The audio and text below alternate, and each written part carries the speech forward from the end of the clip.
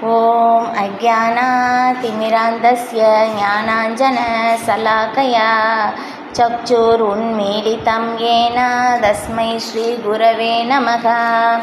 वन्देऽहं श्रीगुरो श्रीयुतपदकमलं श्रीगुरून् वैष्णवांश्च श्रीरूपं साग्रजातं सहगण रघुनाथान्वितं धंसजीवं शाद्वैतं शावधूतं परिजनसहितं कृष्णचैतन्यदेवं श्रीराधाकृष्णपादान् सहगणललिता श्रीविशाखान्वितांश्च। हे कृष्ण करुणा सिन्धो दीनबन्धो जगद्पते गोपेश गोपिका गान्धा राधा गान्धा नमोऽस्तु ते। तप्त काञ्चन गौराङ्गी राधे वृन्दावनेश्वरी वृषभानुसुते देवी प्रणमामि हरिप्रिये। वाञ्छाकल्पतरुभ्यस्य कृपा सिन्धुभ्य एव च पतितानां पावनेभ्यो वैष्णवेभ्यो नमो नमः।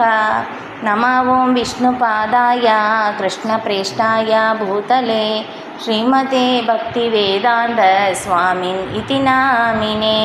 नमस्ते सरस्वती देवे गौरवाणी प्रचारिणे निर्विशेषशून्यवादी पाश्चात्यदेशधारिणे। जय श्रीकृष्ण चैतन्य प्रभु नित्यानन्द श्री अद्वैत गदाधर श्रीवासादि गौरभक्तवृन्द।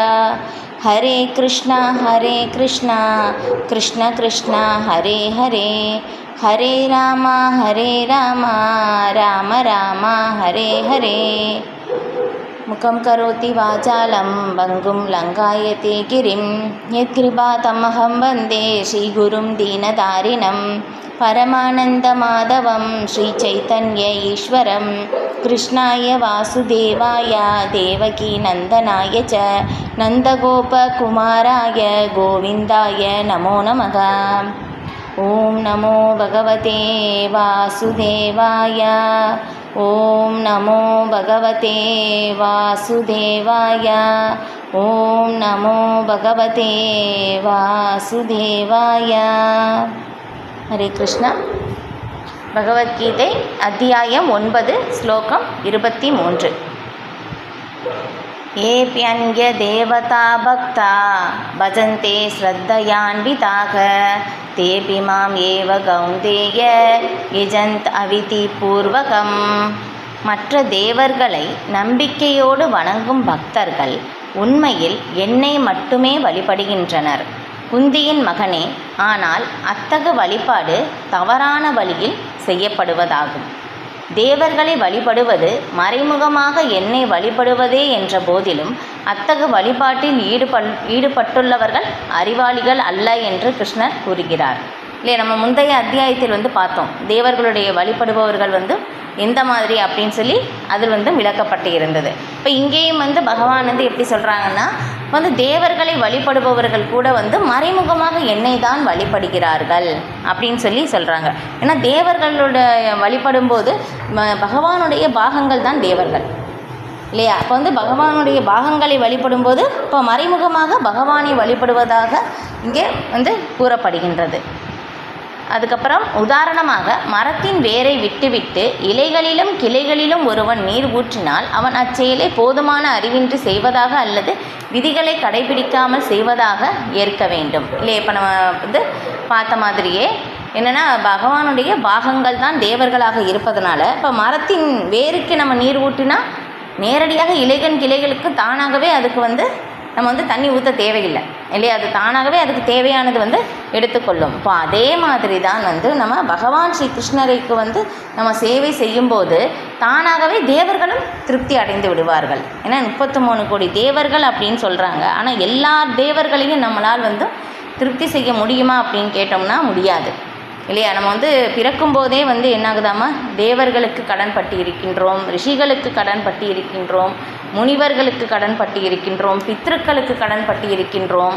இப்போ இந்த மாதிரி நம்ம நிறைய பேருக்கு கடன் பட்டு இருக்கின்றோம் இல்லையா. இப்போ இந்த மாதிரி நமக்கு நிறைய கடன்கள் இருக்கும்போது என்ன ஆகுதுன்னா நமக்கு சந்தோஷமே கிடைக்காது இல்லையா.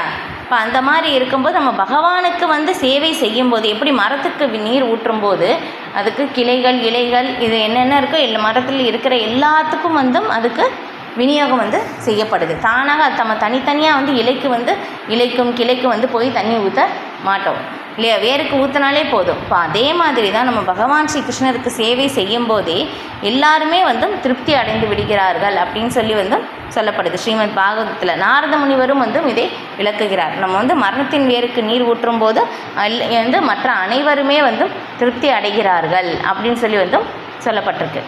அப்போ அதுபோல் அந்த உதாரணத்தை தான் திரும்ப வந்து பிரபுபாதர் வந்து இங்கே விளக்குறாங்க. அதுபோல் வயிற்றிற்கு உணவளிக்காமல் உடலின் பல்வேறு உறுப்புகளுக்கு சேவை செய்வது முட்டாள்தனமாகும். பரமபுருஷ பகவானின் அரசாங்கத்தின் அதிகாரிகளாகவும் இயக்குனர்களாகவும் செயல்படுபவர்களே தேவர்கள் இல்லையா. பிரபஞ்சத்தின் உயர் அதிகாரிகளாக இருப்பவர்கள் தான் தேவர்கள். அப்போ வந்து தேவர்கள் வந்து பார்க்கும்போதும் நம்மளை மாதிரி தான் அவங்களும், ஏன்னா அவங்களுக்கு வந்து உயர் சக்தி வந்து கொடுக்கப்பட்டிருக்கு இந்த ஆளுமையை. அப்போ வந்து அவங்க வந்து ஒரு குறிப்பிட்ட கால வருடம் வந்து அவங்க அந்த பதவியில் வந்து இருப்பாங்க.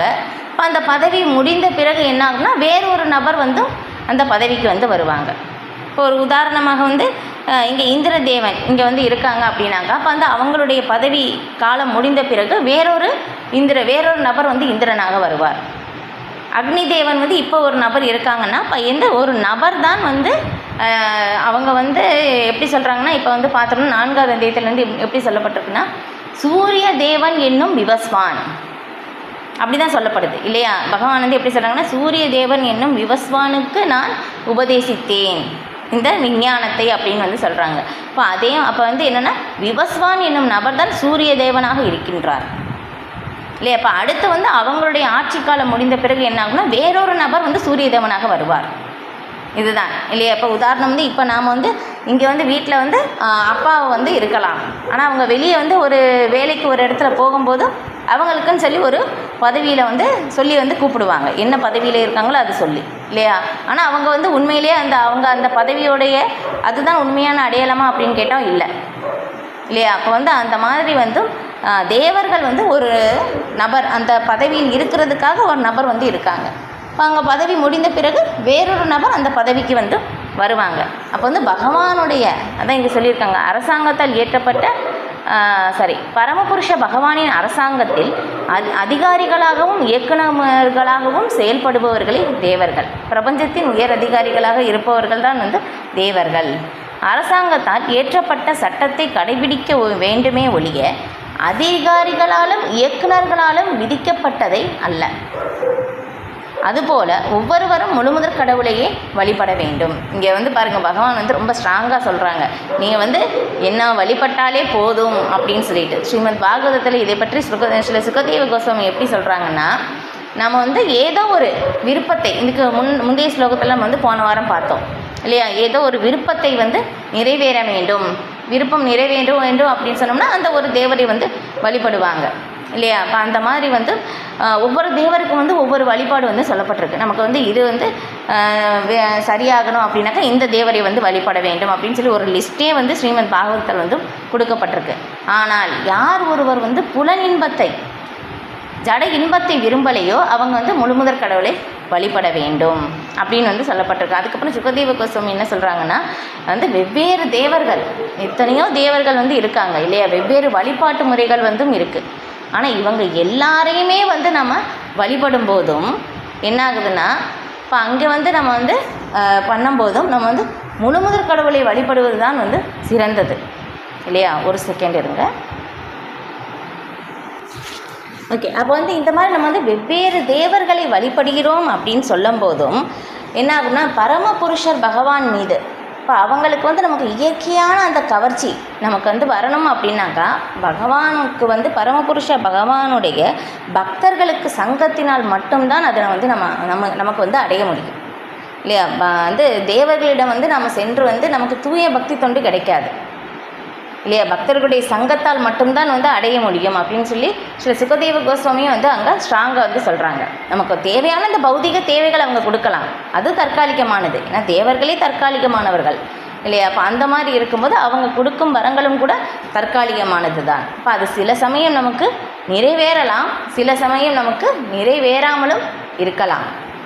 இப்போ அதுதான் வந்து சொல்லப்படுது. அப்போ வந்து தூய பக்தர்களுடைய யார் வந்து புல இன்பத்தை வந்து விரும்பலையோ, ஜட இன்பத்தை வந்து விரும்பலையோ, அப்போ அவங்க வந்து முழுமுதற் கடவுளை வழிபட வேண்டும் அப்படின்னு வந்து ஸ்ரீமத் பாகவதத்தில் வந்து சொல்லப்படுது. ஆனால் இங்கே பகவான் வந்து ரொம்ப ஸ்ட்ராங்காக வந்து சொல்கிறாங்க இல்லையா, என்னை மட்டும் நீங்கள் வழிபட்டாலே போதும் அப்படின்னு சொல்லிட்டு. இப்போ இன்னொரு இடத்துலையும் வந்து ஸ்ரீமத் பாகவதத்தில் எப்படி சொல்லப்பட்டிருக்குன்னா, ஆசை இருந்தாலும் சரி, ஆசை இல்லை என்றாலும் அப்படின்னு சரி இல்லையா, அனுபவிக்க வேண்டும் அப்படின்னு சொல்லி ஆசை இருந்தாலும் சரி, எதுவுமே அனுபவிக்க வேண்டாம் அப்படின்னு சொல்லி நினச்சாலும் சரி, நீங்கள் எப்படி இருந்தாலும் சரி, நீங்கள் வந்து என்னை வழிபட்டாலே பரமபுருஷ பகவானை வந்து வழிபட வேண்டும். யோக சித்திகள் வேணும் அப்படின்னு சொல்லி ஆசை இருந்தாலும் சரி, எந்த ஒரு ஆசை இருந்தாலும் நம்ம முழுமுதற் கடவுளையே வழிபட வேண்டும் அப்படின்னு வந்து ஸ்ரீமத் பாகவதத்தில் இந்த மாதிரி வந்து சொல்லப்படுது.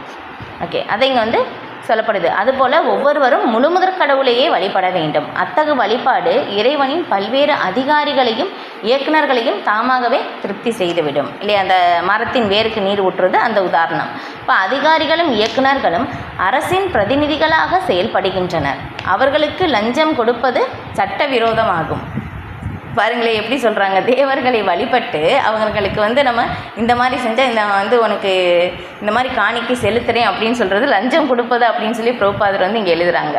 அது சட்ட விரோதம் அப்படின்னு சொல்லிட்டு. இப்போ அதுபோலவே இங்கே அவிதிபூர்வகம் அதான் வந்து இங்கே சொல்லப்படுது. அவிதிபூர்வகம் தவறான வழியில் வந்து செய்யப்படுகின்றது, தவறான வழியில் வழிபடுகின்றனர் அப்படின்னு சொல்கிறாங்க. தேவர்களை வழிபடுவது தவறான வழிபாடு, அவிதிபூர்வகம் அப்படின்னு சொல்லிட்டாங்க.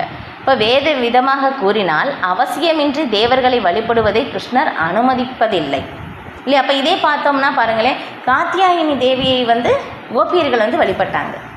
அப்போ வந்து அந்த ஒரு கேள்வி வந்து நமக்கு எழலாம். இப்போ அந்த மாதிரி எழும்போது, ஆனால் கோபியர்கள் வந்து பொறுத்தவரையிலும் பார்த்தோம்னா அவங்க வந்து ஸ்ரீமதி ராதாரனுடைய நேரடி வியாபகங்கள். இப்போ அந்த மாதிரி இருக்கும்போது அவங்க வந்து அவங்களுடைய நோக்கம் என்னென்னா கிருஷ்ணரை கணவராக அடைய வேண்டும் இல்லையா. கிருஷ்ணரை பெறுவதற்காக எந்த வழியையும் வந்து நாம் வந்து எடுக்கலாம் அப்படின்னு சொல்லி சில பிரபுபாதரும் வந்து இந்த கிருஷ்ணா புத்தகத்தில் வந்து விளக்குறாங்க இல்லையா. கிருஷ்ணரை வந்து வழிபாடு செய்வதற்காக, கிருஷ்ணரை சேவை செய்வதற்காக நம்ம எந்த வழியையும் கையாளலாம் அப்படின்னு சொல்லி சொல்கிறாங்க. ஆனால் அது வந்து நமக்கு வந்து ஒத்து வருமா அப்படின்னு கேட்டோம்னா கேள்விக்குறி. ஏன்னா நம்ம வந்து வேறு ஒரு பாதையை எடுக்கும்போது நம்ம வந்து தவறான பாதையை செல்வதற்கு நமக்கு வாய்ப்பு இருக்குது இல்லையா. நம்ம வந்து பகவானுடைய ஒரு சிறு அம்சமாக இருப்பதனால மற்ற ஒரு இடத்தில் நம்ம கவர்ச்சி ஏற்படுறதுக்கு நமக்கு வந்து வாய்ப்பு இருக்குது. அதனால் நாம் வந்து இங்கே சொல்லியிருக்கிற மாதிரி முழுமுதற் கடவுளை வழிபடுவது தான் நமக்கு சரியானது. அதுக்கப்புறம் பக்தி ரசாமிர்த சிந்துவிலும் வந்தும் சில பிரபுபாதர் எப்படி விளக்கியிருக்காங்கன்னா, விநாயகரை வழிபடலாம் அப்படின்னு சொல்லியிருக்காங்க. ஏன்னா எல்லா தடைகளையும் வந்து நீக்குபவர் வந்து விநாயகர் தான். ஆனால் வந்து என்ன ஆகுதுன்னா, இப்போ அந்த மாதிரி வந்து ஆனால் பக்தர்கள் வந்து அந்த மாதிரி செய்கிறதில்லை. மற்ற தேவர்களை எதுக்குமே வந்து நாடி செல்வதில்லை. ஏன்னா அவங்களுக்கு தெரியும் முழுமுதற் கடவுளை திருப்தி செய்யும் போது தானாகவே எல்லா தேவர்களும் திருப்தி அடைவதால் வந்து அவங்க வந்து முழுமுதற் கடவுளுக்கே வந்து சேவை செய்கிறார்கள். ஓகே, ஸ்லோகம் 24. அகம் யே சர்வ யஜ்ஞானாம் போக்தா ச பிரபுரேவ ச ந து மாம் அபிஜானந்தி தத்வேனாதஸ்சியவந்தி தே. எல்லா யாகங்களின் தலைவனும் அனுபவிப்பாளனும் நானே. எனவே உண்மையான தெய்வீக இயற்கையை அங்கீகரிக்காதவர்கள் வீழ்ச்சி அடைகிறார்கள். எப்படி எல்லா யாகங்களின் தலைவனும் அனுபவிப்பாளனும் நானே. எனவே எனது உண்மையான தெய்வீக இயற்கையை அங்கீகரிக்காதவர்கள் வீழ்ச்சி அடைகிறார்கள் இல்லையா. பகவான் என்ன சொல்கிறாங்க, எல்லா யாகங்களையும் லோகங்களையும் அனுபவிப்பவன் நானே.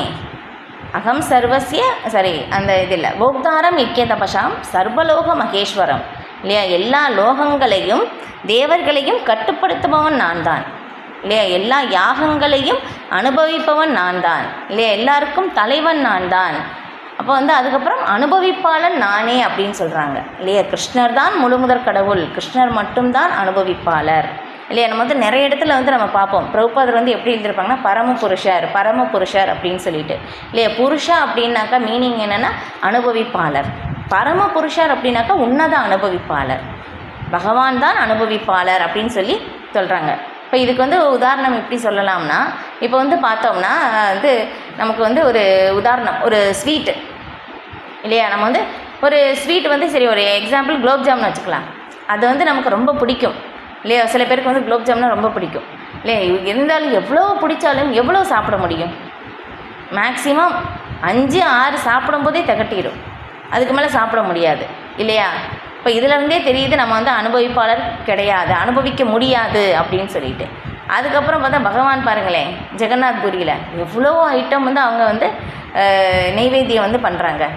58 ஐட்டம் 64 தடவைன்னு நினைக்கிறேன், இல்லை 64 ஐட்டம் 58 தடவை, கரெக்டாக தெரியல. இப்போ இந்த மாதிரி பகவான் வந்து சாப்பிட்டு கை கழுவி அந்த கை ஈரம் ஆறதுக்குள்ளே திரும்ப அடுத்த நைவேத்தியம் இல்லையா? நம்மளால் சாப்பிட முடியுமா?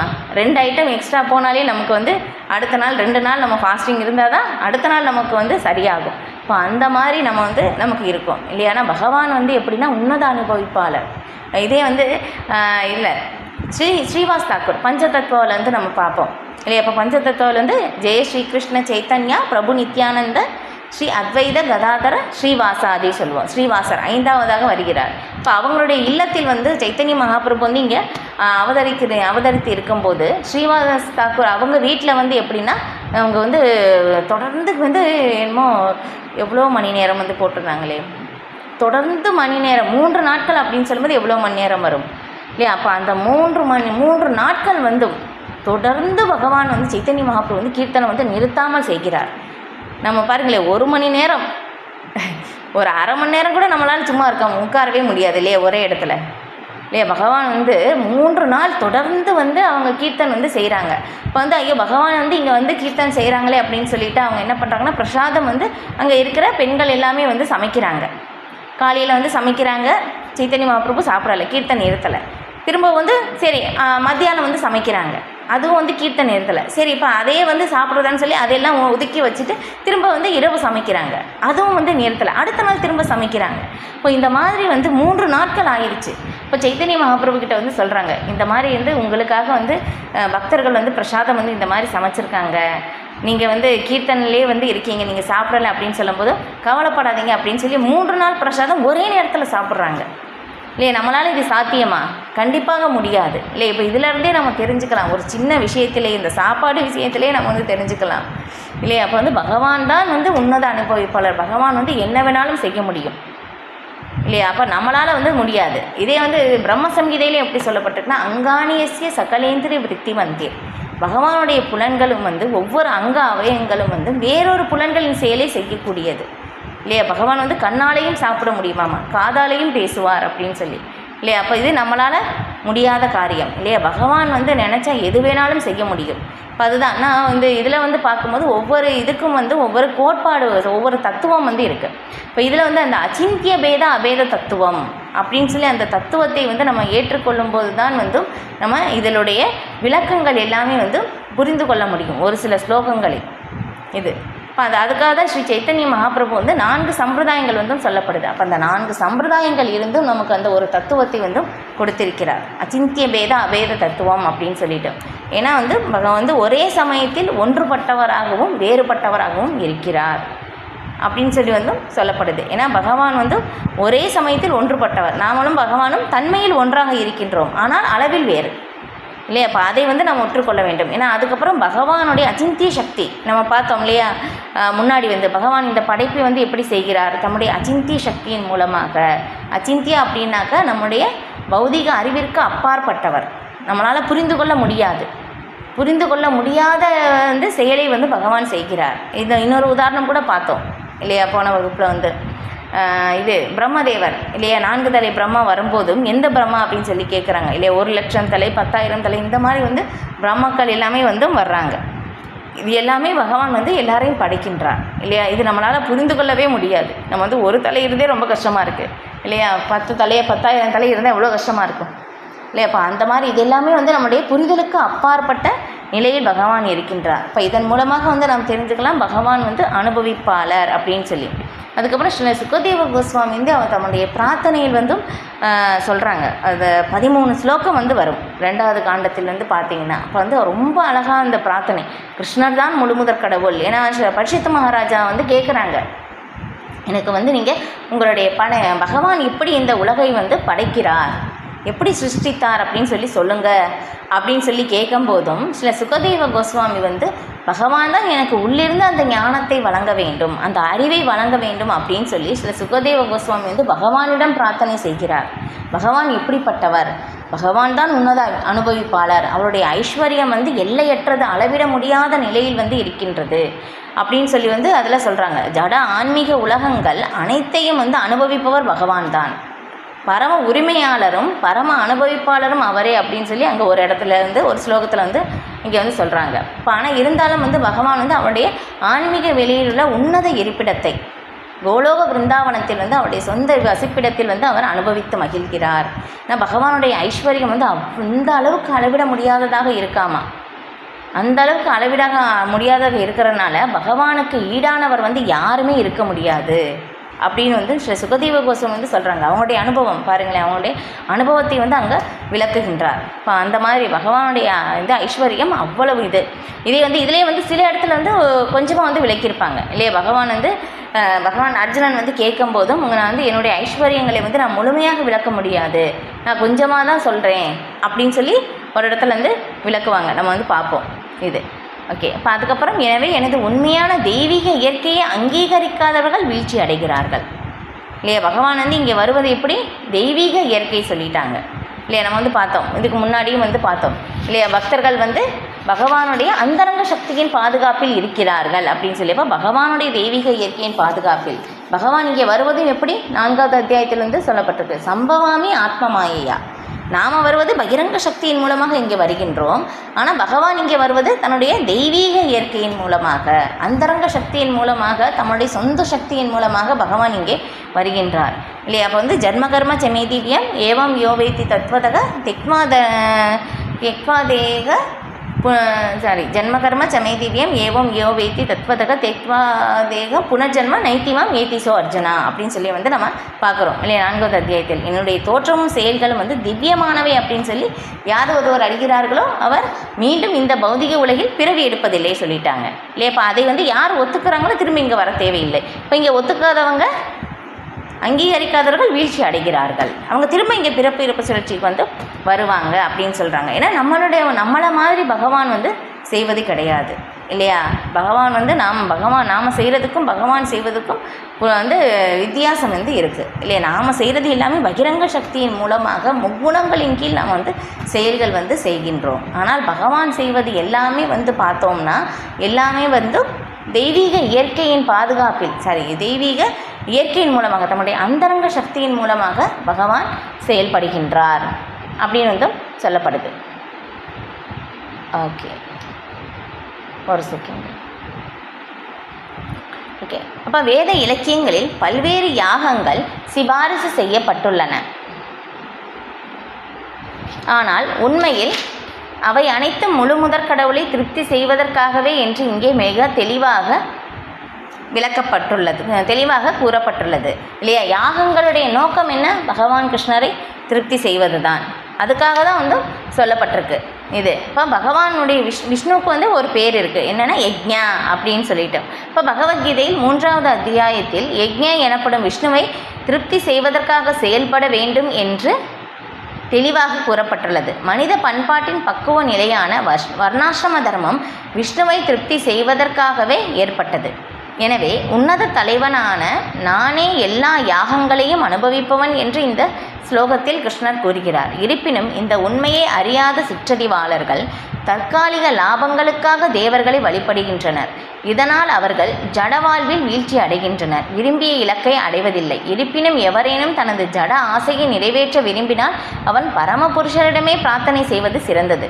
அதுவே தூய்மையான பக்தியாக இல்லாமல் இருந்தாலும் கூட இவ்விதமாக அவன் விரும்பிய பலனை அடைய முடியும் இல்லையா. நம்ம வந்து பார்த்தோம் இல்லையா, ஆசை இருந்தாலும் சரி, ஆசை இல்லை என்றாலும் சரி இல்லையா, வேறு எந்த விதமான ஒரு குறிப்பிட்ட ஆசை இருந்தாலும் சரி, சித்திகளை அடைய வேண்டும் அப்படின்னு சொல்லி இருந்தாலும் சரி, பரமபுருஷ பகவானை தான் நான் வழிபட வேண்டும் அப்படின்னு பார்த்தா. அதே தான் இங்கே வந்து பிரபுபாதர் வந்து விளக்குறாங்க. காமக சர்வகாமோவா மோக்ஷகாமோ உதாரதி தீவிரேன பக்தி யோகேன எஜேத்த புருஷம் பரம் இல்லையா. தீவிரமான பக்தி, தீவிரேன பக்தி, இது எப்படி சொல்கிறாங்கன்னா மகாராஜ் வந்து இதுக்கு ரொம்ப அழகாக வந்து விளக்கம் கொடுத்தாங்க.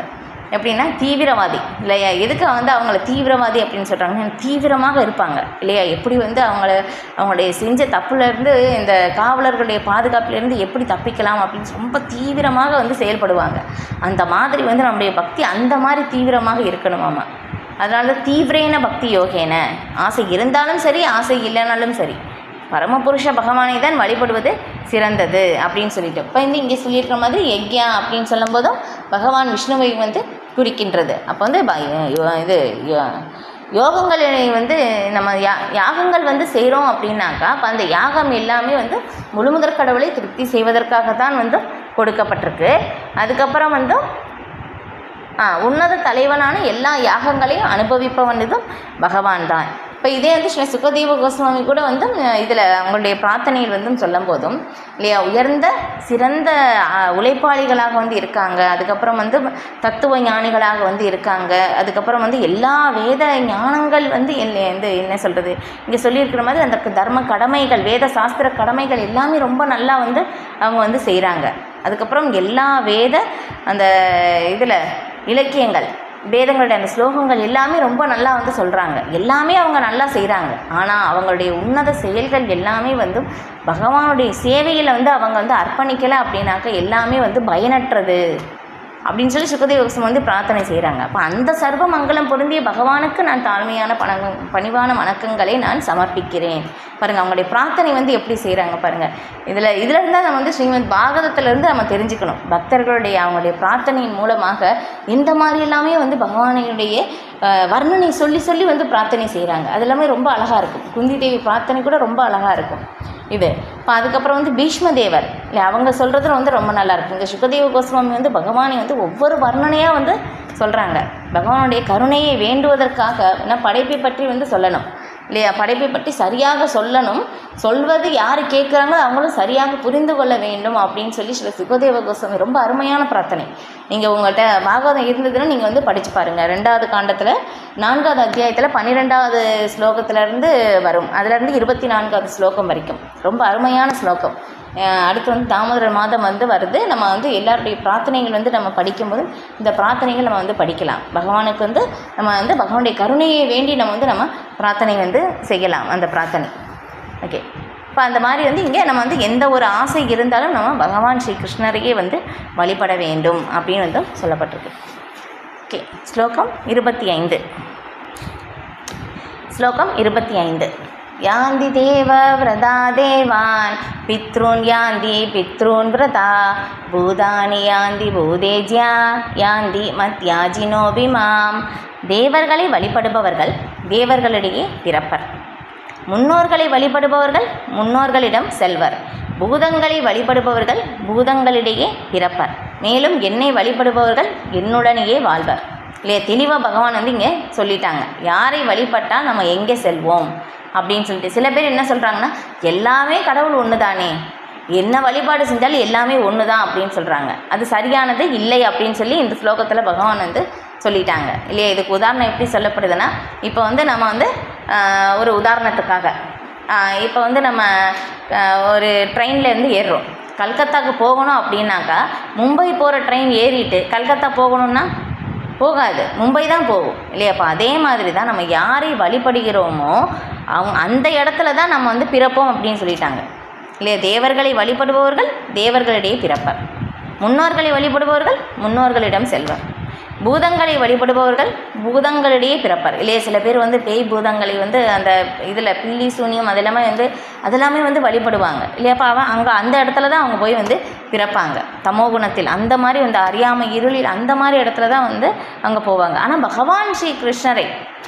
யார் வழிபடுகிறார்களோ அவங்க வந்து ஆன்மீக லோகத்திற்கு வந்து போவாங்க அப்படின்னு சொல்லி சொல்லப்படுது. ஓகே, இப்போ யாரேனும் சந்திரன் சூரியன் அல்லது வேறு ஏதேனும் லோகத்திற்கு செல்ல விரும்பினால் அந்த குறிப்பிட்ட நோக்கத்திற்காக சிபாரிசு செய்யப்பட்ட வேத கொள்கையை பின்பற்றி அந்த இலக்கை அடையலாம்.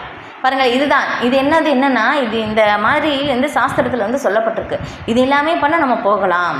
இந்த மாதிரி செஞ்சால் என்னென்னா ஒரு சரியான நேரத்தில் ஒரு சரியான இடத்தில் ஒரு சரியான நபருக்கு வந்து நம்ம 1 ரூபா தானம் செஞ்சோம்னா அடுத்த பிரிவில் நம்ம கோடீஸ்வரன்.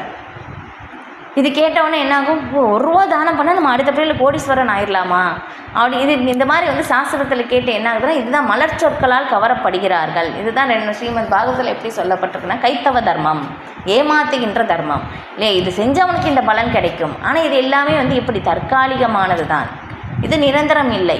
ஆனால் வந்து என்ன ஆகுது, வேதங்களில் சொல்லப்பட்டு இருக்குல்லே அப்படின்னு சொல்லிட்டு அதுவும் செய்யலாம் அப்படின்னு சொல்லி வந்து சொல்கிறாங்க. இதனுடைய லிஸ்ட்டு எல்லாமே ஸ்ரீமத் பாகவதத்தில் ரொம்ப அழகாக வந்து கொடுக்கப்பட்டிருக்கு. இது இப்போ இந்த மாதிரி அடையலாம் அப்படின்னு சொல்லி வேதங்களில் வந்து சொல்லப்பட்டிருக்கு. தர்ஷ பௌர்ணமாசி போன்ற வேத வழிமுறைகள் இதற்கு உதவுகின்றன. இத்தகைய வழிமுறைகள் வேதங்களில் கர்மகாண்ட பகுதிகளில் விரிவாக விளக்கப்பட்டுள்ளன. பல்வேறு ஸ்வர்க்க லோகங்களில் வீற்றுள்ள பற்பல தேவர்களை வழிபடுவதை அவை சிபாரிசு செய்கின்றன. அதுபோல ஒரு குறிப்பிட்ட யாகத்தை செய்து பித்ருலோகத்தை அடையலாம். அதுபோல பற்பல பூத லோகங்களுக்கும் செல்ல முடியும். அங்கு ஒருவன் யஷனாக, ராட்சசனாக அல்லது பிசாசாக ஆகலாம். பிசாசு வழிபாடு கருப்பு கலை அல்லது கருப்பு வித்தை எனப்படுகிறது. இந்த கலையை பலர் பயிற்சி செய்கின்றனர். அவர்கள் அதனை ஆன்மீகமானதாக கருதுகின்றனர் இல்லையா. இது வந்து ஆன்மீகமாக வந்து சொல்கிறாங்க. அவங்க செய்கிற விதமே வேறு. ஆனால் வந்து எப்படி சொல்கிறாங்க, இது ஒரு ஆன்மீக செயல். ஆனால் அச்செயல் முழுமையான பௌதீக செயல்களை இல்லையா. சில பிரபுபாதர் பாருங்கள் எப்படி எழுதியிருக்காங்க, இது வந்து பௌதீக செயல் தான் சொல்லிட்டாங்க.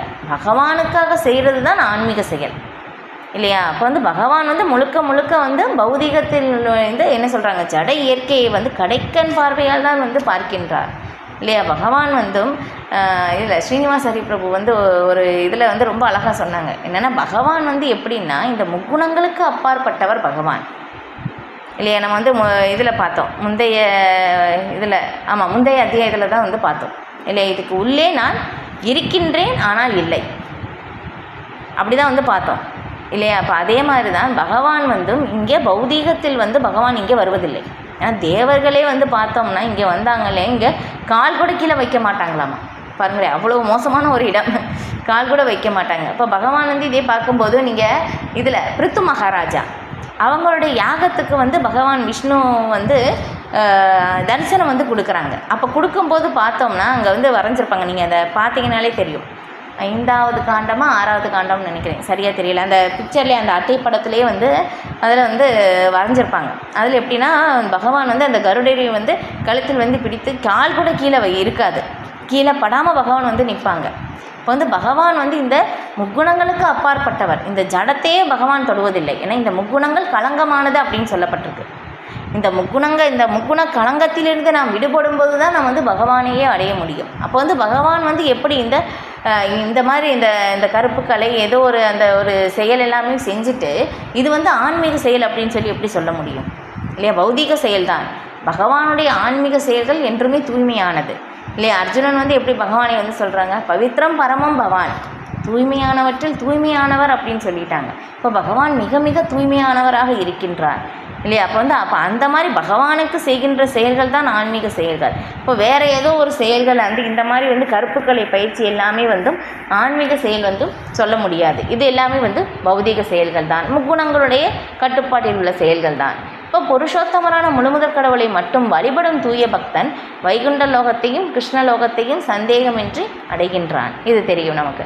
இப்போ தேவர்களை வழிபடுவதால் ஸ்வர்கலோகத்தையும், பித்ருக்களை வழிபடுவதால் பித்ருலோகத்தையும், கருப்பு கலையை பயிற்சி செய்வதால் பூதங்களின் லோகத்தையும் அடைய முடியும் என்றால் தூய பக்தன் கிருஷ்ணர் அல்லது விஷ்ணு லோகத்தை ஏன் அடைய முடியாது இல்லையா. பாருங்கள் சில பிரபுபாதர் வந்து கேள்வி கேட்குறாங்க இல்லையா.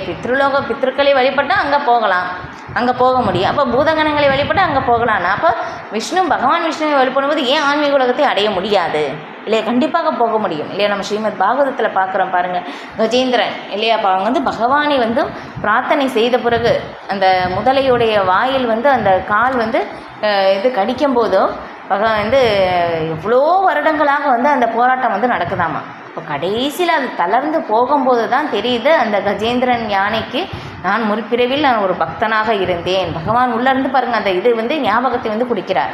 அந்த நிராதாரமான அந்த ஒரு நிலை வரும்போது பகவான் வந்து அந்த உள்ளிருந்து அந்த ஞானத்தை கொடுத்தப்போ அப்போ வந்து கஜேந்திரன் வந்து முந்தைய பிறவியில் செய்த அந்த பிரார்த்தனை ஞாபகம் வந்து பிரார்த்தனை செய்கிறார். உடனே பகவான் வந்து வர்றாங்க இல்லையா.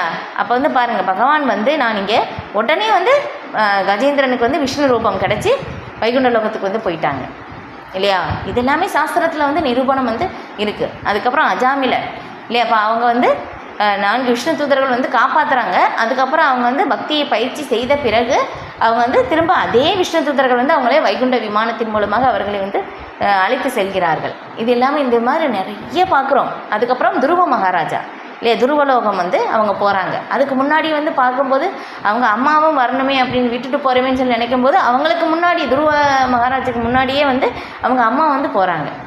இப்போ இந்த மாதிரி வந்து பகவானை வந்து வழிபடும் போது கண்டிப்பாக பகவானுடைய லோகத்தை அடைவது நிச்சயம் இல்லையா. ஸ்ரீமத் பாகவதத்தில் நம்ம வந்து நிறைய பார்க்குறோம். இப்போ இன்னும் கருத்தை நாம் இந்த முக்கியமான ஸ்லோகத்திலிருந்து மிக எளிமையாக புரிந்து கொள்ளலாம்.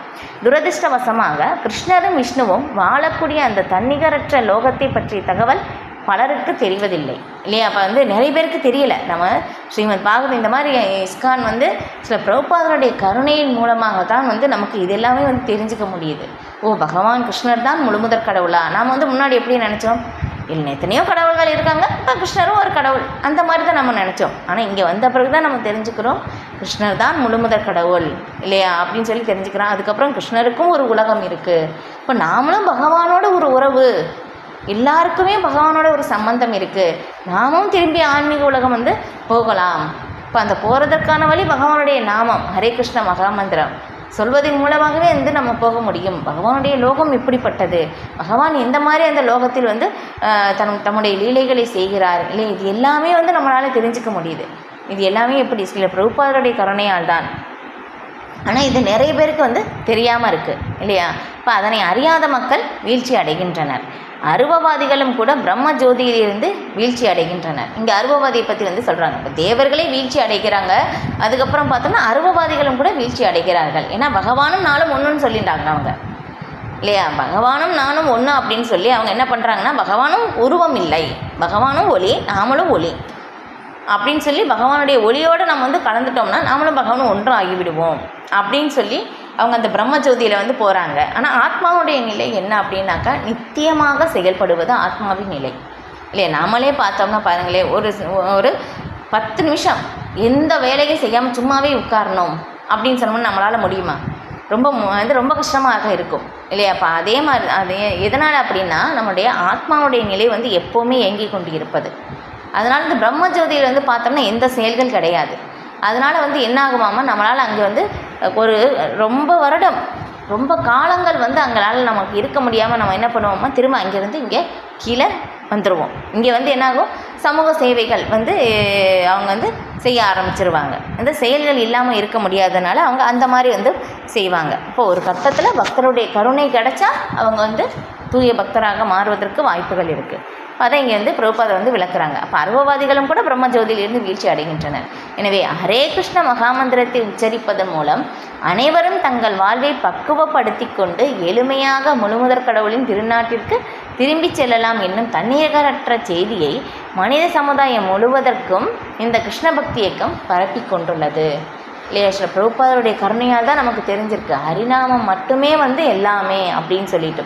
இந்த ஒரு பாடலில் வந்து நீங்கள் பார்த்தீங்கன்னா தெரியும், கேவலாஷ்டகம் அப்படின்னு சொல்லிட்டு ரொம்ப அழகாக வந்து அந்த ஹரிநாமத்தை பற்றி அந்த 8 பத்திகளில் வந்து ஹரிநாமத்தை பற்றி அந்த பாடலில் வந்து விளக்கியிருப்பாங்க. நீங்கள் வைஷ்ணவ பாடல்கள் வந்து போய் பார்த்தீங்கன்னா தெரியும். இது மதுரம் மதுரம் பியோபி அப்படின்னு சொல்லி ஒரு பாடல் வந்து வரும். ரொம்ப அழகாக வந்து இருக்கும் அந்த மீனிங் வந்து பார்த்தீங்கன்னாலே. இப்போ ஹரிநாமத்தை பற்றி வந்து சொல்லப்பட்டிருக்கு. சிக்ஷாஷ்டகத்திலையும் சைத்தன்ய மகாபிரபு அந்த ஹரிநாமத்தை வந்து விளக்கத்தை வந்து கொடுத்துருக்காங்க. இப்போ அந்த விளக்கத்தின் சிஷ்டாஷ்டகத்தினுடைய விளக்கத்துக்கே வந்து மிகப்பெரிய விளக்கம் வந்து சைத்தன்ய சரிதாமிரத்தில் வந்து சைத்தன்ய மகாபிரபு வந்து விளக்குறாங்க. அந்திய லீலையில் கடைசியில் வந்து இறுதியில் வந்து சில கிருஷ்ணதாஸ் கோஸ்வாமி வந்து அதை வந்து அங்கே எழுதியிருக்காங்க. அவ்வளோ இது இந்த பகவானுடைய நாமமே வந்து போதும், பகவானுடைய நாமம் தான் எல்லாமே அப்படின்னு சொல்லிட்டு வந்து ரொம்ப அழகாக வந்து சொல்லப்பட்டிருக்கோம். பகவானுடைய நாமத்தின் சொல்வதன் மூலமாக நாம் கிருஷ்ண பிரேமை வரைக்கும் வந்து உயர முடியும் இல்லையா. எல்லா யோக சித்திகளையும் வந்து அடைய முடியும், பகவானுடைய கிருஷ்ண பிரேமையை அடைய முடியும் இல்லை. எல்லா தவறான பழக்கங்களிலிருந்தும் நாம் வந்து விடுபட முடியும். அதுக்கப்புறம் அவனுடைய மனதையே முழுமையாக தூய்மைப்படுத்துகின்றது. வந்து இந்த ஹரிநாமத்தை பற்றி வந்து நம்ம சொல்ல ஆரம்பித்தாலே போதும், நம்ம வந்து நிறைய விளக்கங்கள் வந்து கொடுக்கலாம். உண்மை இருப்பது என்னன்னா ஒன்றே ஒன்று தான், ஹரே நாமை கேவலம் இல்லையா. வந்து பகவானுடைய நாமம் மட்டும்தான் உண்மை இந்த கலியுகத்தில். இதே பார்த்தீங்கன்னா ஸ்ரீமத் பாகவதத்திலையும் 18,000 ஸ்லோகங்கள், வேதாந்த சூத்திரத்தின் சாரமாக இருப்பது ஸ்ரீமத் பாகவதம். அதில் கடைசியிலே வந்து ஸ்ரீ சுகதேவ கோஸ்வாமி சொல்லி முடிப்பதும் வந்து நாம சங்கீர்த்தனம் எஸ்ய சர்வபாப பிரணாச்சனம் பிரணாம துக்க சமன ஸ்தம்னமாமி ஹரிம்பரம் அப்படின்னு சொல்லிட்டு, அப்போ வந்து எல்லா பாவங்களையும் வந்து அழித்து விடுகின்றது பகவானுடைய நாமம் அப்படின்னு சொல்லி. இப்போ இதே வந்து பார்த்தோம்னா வாமன தேவர் இல்லையா, பலி மகாராஜா கிட்ட வந்து எல்லாத்தையும் வந்து அவங்க கேட்குறாங்க. எல்லாமே வந்து இது பண்ணிவிட்டு அளந்து அவங்க கேட்டு இந்த கதையெல்லாம் அவங்களுக்கு தெரியும். இது கடைசியில் முடிஞ்சு அவங்க சுதல லோகத்துக்கு வந்து போகணும் அப்படின்னு சொல்லி வந்து இவங்க பலி மகாராஜா வந்து அங்கே போயிட்டாங்க. இப்போ இந்த போன பிறகு இப்போ வந்து இதில் வாமன தேவர் இருக்காங்க, சுக்ராச்சாரியார் வந்து இருக்காங்க. அப்போ சுக்ராச்சாரியார்கிட்ட வந்து வாமன தேவர் வந்து சொல்கிறாங்க, பலி மகாராஜா வந்து மேலே வந்து என்ன தவறு இருக்க முடியும் அப்படின்னு சொல்லி கேட்கும்போதும் சுக்ராச்சாரியார் வந்து சொல்கிறாங்க, யார் ஒருவர் வந்து பகவானுடைய நாமத்தை வந்து சொல்கிறாங்களோ இப்போ அவங்களுடைய பாவங்கள் எல்லாமே வந்து தவறுகள் எல்லாமே இல்லாமல் ஆகிவிடுகின்றது. பாருங்களே, பகவானுடைய நாமத்துக்கு வந்து எவ்வளோ சக்தி. பகவான் வந்து சொல்கிறாங்க இல்லையா, நாம ஹரி பகதா நிஜ சர்வ சக்திஸ் அப்படின்னு சொல்லி, என்னுடைய நாமத்தில் வந்து நான் எல்லா சக்திகளையும் வைத்திருக்கின்றேன் அப்படின்னு சொல்லி சைத்தன்ய மகாபிரபு சிக்ஷாசகத்தில் வந்து சொல்கிறாங்க. அப்போ வந்து நாமம்தான் உண்மை. இப்போ ஸ்ரீனிவாசரி பிரபு வந்து ஒரு இது விளக்கம் சொன்னாங்க, ரொம்ப அழகாக இருந்தது. என்னென்னா வந்து ஒரே 3 உண்மை தான் இருக்குது. என்னென்னா கிருஷ்ணர், நம்ம ஜீவாத்மா, அதுக்கப்புறம் கிருஷ்ணருக்கும் நமக்கும் இருக்கின்ற அந்த உறவு, இது மட்டும்தான் உண்மை. இதே வந்து பகவான் வந்து பிரம்மதேவருக்கு வந்து உபதேசம் செய்யும் போதும் என்ன சொல்கிறாங்கன்னா, நான் மட்டும்தான் உண்மை, இந்த படைப்பிற்கு முன்னால் நான் இருந்தேன், இது படைப்பு அளிக்கப்பட்ட பிறகும் நான் மட்டும்தான் இருந்தேன், இந்த இடையில் நான் மட்டும்தான் இருக்கின்றேன் அப்படின்னு சொல்கிறாங்க ஒரு ஸ்லோகத்தில். இன்னொரு ஸ்லோகம் வந்து என்னை தவிர்த்து இருப்பது எல்லாமே மாயா சக்திகள், எல்லாமே மாயை சொல்லிட்டாங்க. பாருங்களேன், இப்போ வந்து பகவானை தவிர்த்து இருப்பது எல்லாமே மாயை அப்படின்னு சொல்லிட்டு, அப்போ வந்து கிருஷ்ணர் தான் உண்மை, ஹரிநாமம் தான் உண்மை. ஏன்னா பகவானுடைய நாமத்திற்கும் பகவானுக்கும் எந்த வித்தியாசமும் இல்லை. இது அப்போ வந்து பகவானுடைய நாமம் வந்து உயர்ந்தது. அப்போ பகவானுடைய நாமத்தை சொல்வதாலேயே வந்து பகவானுடைய திருநாட்டிற்கு அடைய முடியும்னு சொல்லிட்டாங்க இல்லையா. வந்து நம்ம 8வது அத்தியாயத்தில் வந்து பார்த்தோம், பகவான் வந்து ஒவ்வொரு இடத்துலையும் வந்து சொல்லுவாங்க இல்லையா, யார் ஒருவர் வந்து என்னை நினைத்து கொண்டே வந்து இறக்கிறார், உடலை விடுகிறார்களோ அவர் என்னுடைய லோகத்தை அடைவார் இல்லையா. இறக்கும் சமயத்தில்